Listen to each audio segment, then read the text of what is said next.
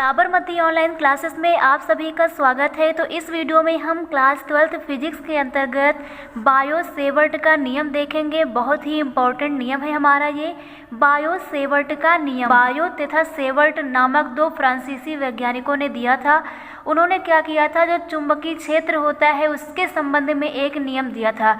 किसी चालक तार के चुंबकीय क्षेत्र के संबंध में एक नियम दिया था, जिसे हम लोग कहते हैं बायो सेवर्ट का नियम। तो यहाँ पर हम लोग लिखेंगे सन 1820 ईस्वी में फ्रांसीसी वैज्ञानिक, कौन से वैज्ञानिक थे? फ्रांसीसी वैज्ञानिक बायो तथा सेवर्ट ने, नाम क्या है वैज्ञानिक का? बायो तथा सेवर्ट ने। तो फ्रांसीसी वैज्ञानिक बायो तथा सेवर्ट ने किया क्या? 1820 ईस्वी में चालक के द्वारा चारों ओर उत्पन्न चुंबकीय क्षेत्र, चालक के द्वारा चारों ओर उत्पन्न चुंबकीय क्षेत्र, कौन सा क्षेत्र होगा यहाँ पर? चुंबकीय क्षेत्र। तो चुंबकीय क्षेत्र के संबंध में एक नियम का प्रतिपादन किया। तो एक नियम का प्रतिपादन किया जिसे हम लोग जिसे क्या कहते हैं? जिसे बायो सेवर्ट का नियम कहते हैं। तो जिसे बायो सेवर्ट का नियम कहते हैं, जिसे बायो सेवर्ट का नियम कहते हैं। तो यहाँ तक आप लोगों को क्लियर हो गया होगा कि 1820 ईस्वी में फ्रांसीसी वैज्ञानिक बायो तथा सेवर्ट ने क्या किया, जो चालक है उसके चारों ओर उत्पन्न चुंबकीय क्षेत्र के संबंध में एक नियम का प्रतिपादन किया, जिसे हम लोग कहते हैं बायो सेवर्ट का नियम। तो इसमें सबसे इम्पोर्टेंट जो चीज़ है ना, वो ये है कि इसका हम फिगर समझ लें कि इसमें किस प्रकार से जो हमारा चालक होता है उसके चारों ओर चुंबकीय क्षेत्र उत्पन्न होता है। तो सबसे पहले हम लोग इसका फिगर देख लेते हैं। तो सबसे पहले इस प्रकार से यहाँ पर हम लोग क्या कर लेते हैं, एक चालक तार ले लेते हैं। सबसे पहले हमने क्या कर लिया, एक चालक तार ले लिया जिसकी लंबाई हम लोग मान लेते हैं कि डेल्टा एल है। तो ये चालक तार है जिसकी लंबाई कितनी है? डेल्टा एल है। अब इस चालक तार से कुछ दूरी पर एक बिंदु यहाँ पर ले लेते हैं P। एक बिंदु हमने क्या ले लिया? P ले लिया। इसी बिंदु P पर हमें चुंबकीय क्षेत्र ज्ञात करना है। इसी बिंदु P पर हम लोग क्या करेंगे? चुंबकीय क्षेत्र ज्ञात करेंगे। अब हम लोग मान लेते हैं कि जो चालक तार हमने लिया है ना, डेल्टा एल, इसमें एक अल्पांश होगा dB, और उससे मीन्स जो चालक तार है इससे हम बिंदु P को मिला देते हैं और बताते हैं कि जो चालक तार है और इससे बिंदु P के बीच की जो दूरी है ना, ये स्मॉल r है। चालक तार से बिंदु P तक की जो दूरी है वो क्या है? r है। तो यहाँ पर जो अल्पांश होगा वो इस बिंदु P के साथ यहाँ कुछ कोण बनाएगा। तो इस चालक तार और इस बिंदु P के बीच यहाँ बनने वाले कोण को हम लोग कह देते हैं थीटा। तो यहाँ बनने वाले कोण को हम लोग क्या मान लेते हैं?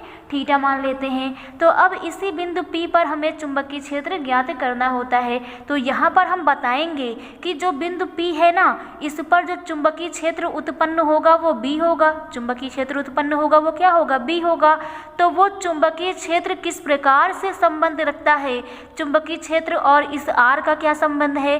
चुंबकीय क्षेत्र का चालक की लंबाई से क्या संबंध है? चुंबकीय क्षेत्र का यहाँ बनने वाले कोण से क्या संबंध है? यही बताया था बायो और सेवर्ट ने। तो यहाँ पर हम लोग देखेंगे कि चुंबकीय क्षेत्र किस प्रकार से यहाँ पर संबंधित होता है।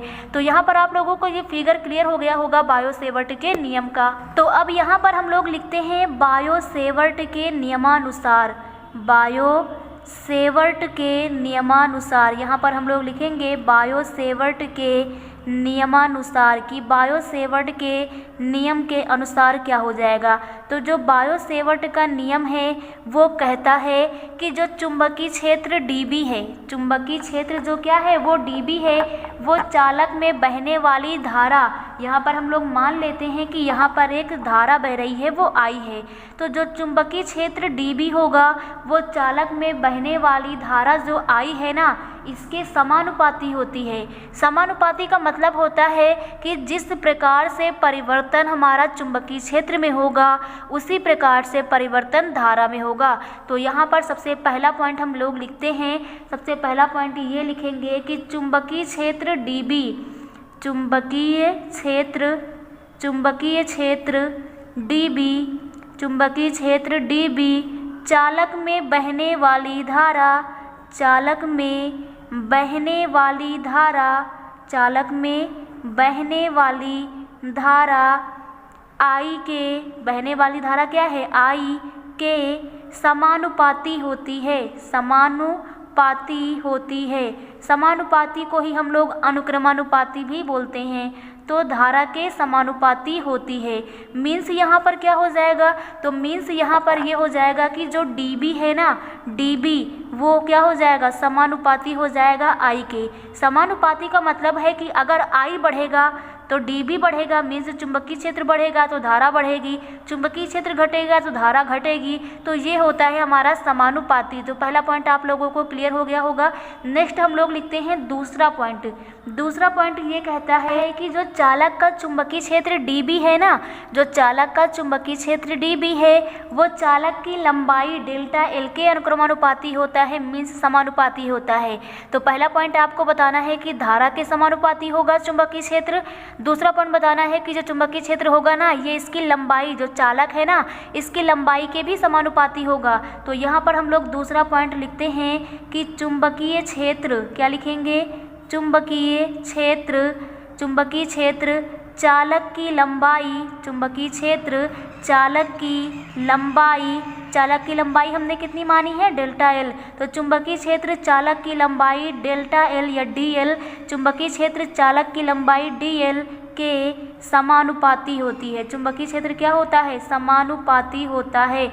तो समानुपाती होती है, यहाँ पर इस प्रकार से हम लोग लिख देंगे, समानुपाती होती है। चुंबकीय क्षेत्र जो होगा चालक की लंबाई DL के समानुपाती होती है। तो इस प्रकार से यहाँ से आ जाएगा कि जो dB होगा ना वो अनुक्रमानुपाती या फिर समानुपाती हो जाएगा किसके, DL के।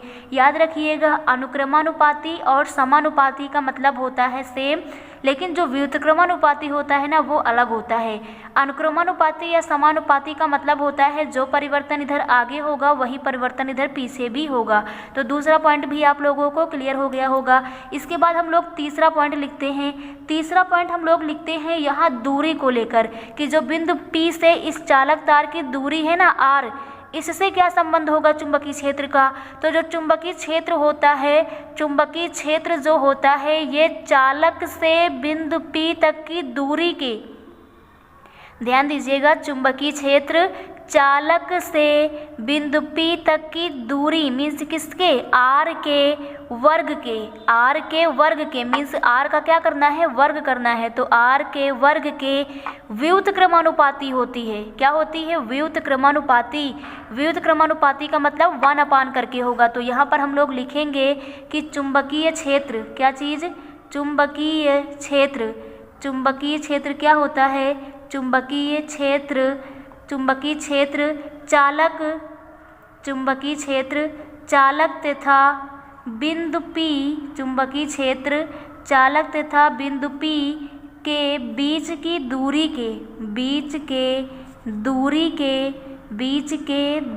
के वर्ग के मीन्स दूरी का वर्ग करना है। तो बीच के दूरी के वर्ग के व्युत्क्रमानुपाती होती है। क्या होती है, व्युत्क्रमानुपाती होती है। व्युत्क्रमानुपाती का मतलब होता है कि साइन तो यही रहेगा पर इधर वाला 1/, करके लिखा जाता है। मीन्स आगे बढ़ेगा तो पीछे वाला क्या होगा, घटेगा।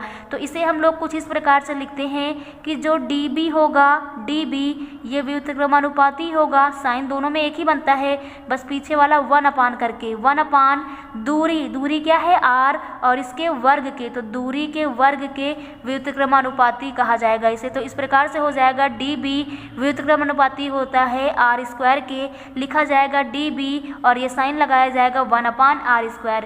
इसके बाद हम लोग चौथा पॉइंट लिखते हैं। चौथे पॉइंट में हम लोग ये बताते हैं कि जो चुंबकीय क्षेत्र dB है ना, इसका हमारे कोण थीटा से क्या संबंध है। तो यहाँ पर हम लोग लिखेंगे कि अल्पांश तथा बिंदु P के मध्य बने अल्पांश तथा बिंदु P के मध्य बने कोण अल्पांश तथा बिंदु P के मध्य बने कोण। तो मध्य कौन सा कोण बन रहा है? थीटा। तो मध्य बने कोण की ज्या मतलब होता है क्या? ज्या मतलब होता है साइन थीटा। जैसे हम लोग कोण पढ़ते हैं ना त्रिकोणमिति में, sine theta, cos theta, tan theta, तो वहाँ पर ज्या का मतलब होता है साइन थीटा। ज्या का मतलब क्या होता है? इसका मतलब होता है साइन थीटा। तो वही यहाँ पर हम लोग लिखेंगे कि जो कोण बन रहा है थीटा ना, उसकी ज्या मीन्स साइन थीटा। तो जो ज्या होगा उसके समानुपाती होता है। तो अल्पांश तथा बिंदु P के मध्य बने कोण की ज्या के चुंबकीय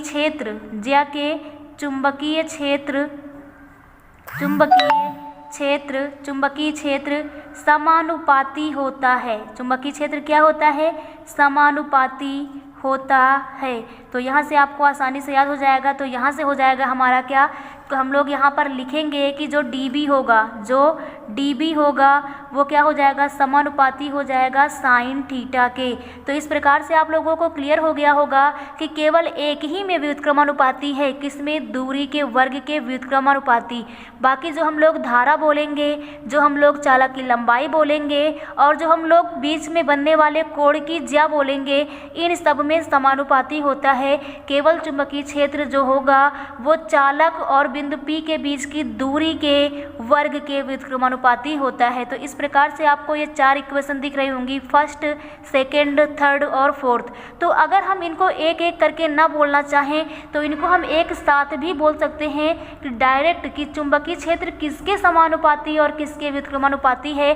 तो यहाँ पर हम लोग लिखेंगे, इसको हम लोग समीकरण मान देते हैं। इसको हम लोग इक्वेशन फर्स्ट कह देंगे, इसको इक्वेशन सेकंड कह देंगे, इसको इक्वेशन थर्ड कह देंगे और इसको इक्वेशन 4 कह देंगे। तो यहाँ पर हम लोग लिखेंगे समीकरण 1, 2, 3 तथा 4 को सम्मिलित रूप से लिखने पर।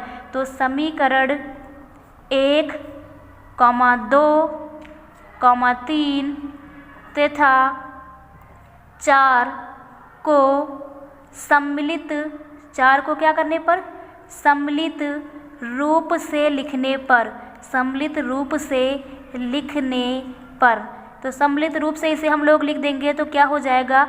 सम्मिलित रूप से अगर हम कहेंगे तो हम ये कहेंगे कि जो हमारा dB है अनुक्रमानुपाती होता है किसके? सबसे पहला हमारा क्या आया था? सबसे पहला हमारा आया था I और उसके बाद dl, उसके बाद हम साइन थीटा, क्योंकि ये तीनों हमारे ऊपर होंगे, समानुपाती होंगे।